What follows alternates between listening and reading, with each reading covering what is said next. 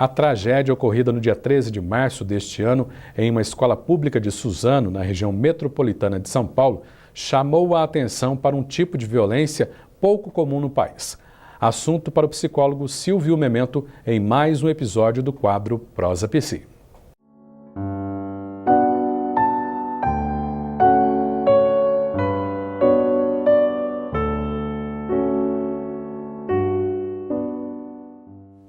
Olá pessoal, estamos de volta aqui na Prosa Psi para conversar um pouquinho mais com vocês. E não tem como não tratar hoje do massacre que aconteceu na escola em Suzano, São Paulo. Algo que nos deixou a todos assustados, perplexos e nos perguntando o que teria acontecido.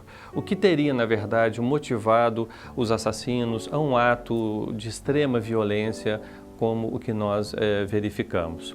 É claro que as respostas não são simples, embora as redes sociais estejam inundadas de possíveis justificativas, de possíveis causas, do tipo: eles têm uma doença mental, algo que ainda não foi confirmado, eles sofreram bullying na escola, eles jogavam jogos virtuais, a família é desestruturada, ou seja, tenta-se buscar uma resposta simples para situações que são extremamente complexas. A violência é um fato que envolve muitos fatores e que não dá para a gente reduzir a uma explicação tão somente. Bom, é importante a gente desfazer alguns mitos em torno, inclusive, do nosso próprio país.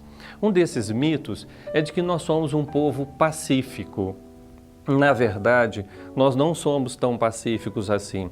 A violência está muito presente no nosso cotidiano, muitas vezes de maneiras disfarçadas. Por exemplo, a violência da segregação, da discriminação, do preconceito, a violência da ausência de oportunidades para que um grande segmento da população tenha uma vida digna.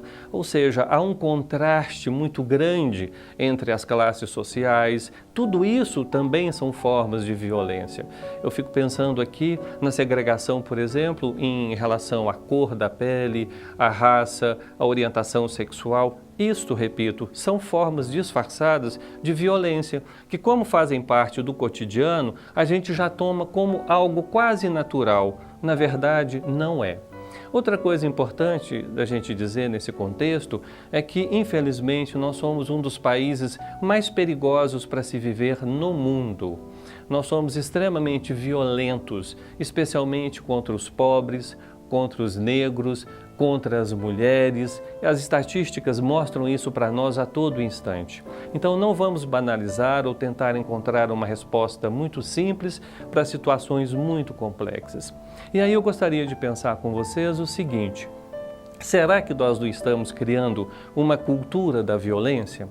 Será que isso não nos envolve a todos como sociedade de uma maneira mais abrangente? Pensar o fato isoladamente é desvinculá-lo de um contexto maior onde ele se insere. E, infelizmente, nós vivemos a cultura da violência. Há quem diga, inclusive, que a alternativa para a violência seria reduzir a maioridade penal, endurecer as penas, colocar mais pessoas na cadeia, colocar armas nas mãos das pessoas.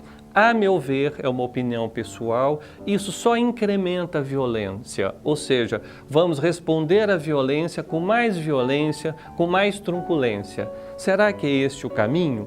Algumas experiências internacionais têm mostrado que não é, que essas alternativas elas falham muito rapidamente, portanto não são alternativas.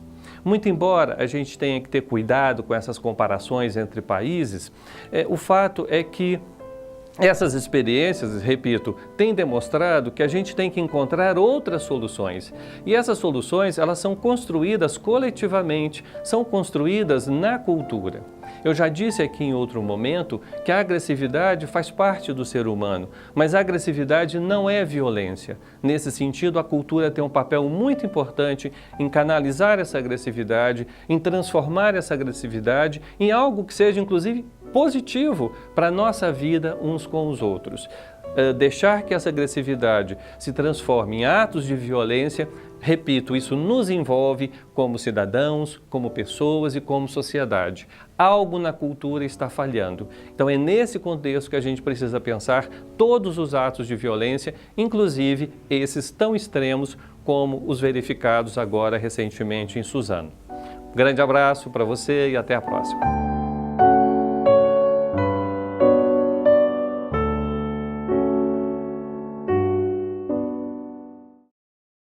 Obrigado, Silvio. O Prosa Psi é exibido 2 vezes por mês, às quartas-feiras. Os episódios anteriores estão disponíveis em nossos canais de conteúdo na internet.